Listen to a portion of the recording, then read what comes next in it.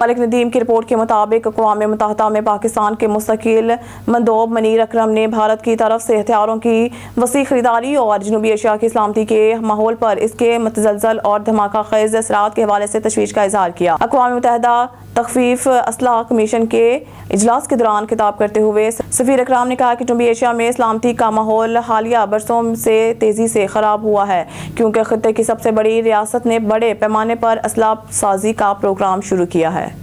ندیم کی رپورٹ کے مطابق اسلام آباد 38 حاضر سروس وفاقی سیکرٹریز میں سے 28 کا تعلق صرف پنجاب سے ہے، جبکہ وفاقی سطح پر بیوروکریسی کے اعلیٰ ترین سطح پر ایک بھی اہلکار ایسا نہیں ہے جس کا تعلق بلوچستان سے ہو۔ مزید یہ کہ وفاقی سطح پر گریڈ 18 اور اس سے اوپر کے 20 افسران ہیں جنہوں نے دوہری شہرت حاصل کر رکھی ہے۔ یہ معلومات حکومت کی جانب سے پیر کی نشست کے دوران MNAs کے پوچھے گئے سوالات کے جواب میں قومی اسمبلی کے سامنے رکھی گئی تھی، جو کہ حکومت کے اس معاملے پر بحث کی اجازت نہ دینے کی حکومتی عمل کے خلاف PTI کے شدید احتجاج کی وجہ سے نہیں اٹھائی جا سکی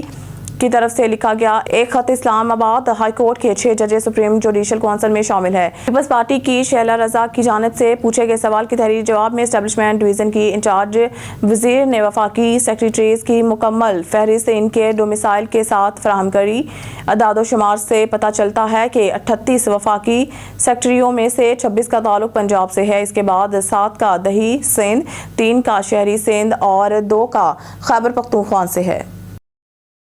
ملک ندیم کی رپورٹ کے مطابق راولپنڈی سے فرنٹیئر کانسٹیبلز میں ٹرانسفر ہونے والے ASP کینٹ انم شیر اور ASP صدر زینب ایوب کے اعزاز میں پولیس لائنز ہیڈ کوارٹر میں الوداعی تقریب میں RPO Babar Sarfraz Alpa, CPO Syed Khalid Hamdani, SSP operations, SSP investigation, chief traffic officer SSP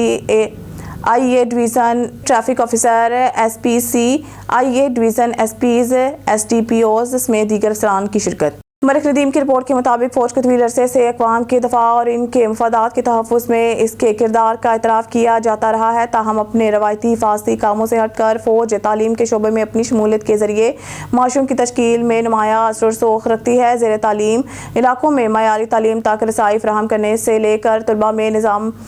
و ضبط اور قائدانہ صلاحیتوں کو فروغ دینے تک تعلیم میں فوج کا تعاون متنوع اور اثر انگیز ہے۔ بنیادی طریقوں میں سے ایک جس میں فوج تعلیم کے شعبے میں تعاون کرتی ہے وہ اسکولوں اور تعلیمی اداروں کا قیام ہے، خاص طور پر دور دراز یا تنازعات سے متاثرہ علاقوں میں جہاں تعلیمی رسائی محدود ہے۔ ملٹری سے چلنے والے یہ اسکول نہ صرف معیاری تعلیم فراہم کرتے ہیں بلکہ یہ کمیونٹی کی ترقی کے مراکز کے طور پر بھی کام کرتے ہیں، جو ہر ہنر کی تربیت، پیشہ ورانہ تعلیم اور بالغ خواندگی کے پروگراموں کے مواقع فراہم کرتے ہیں۔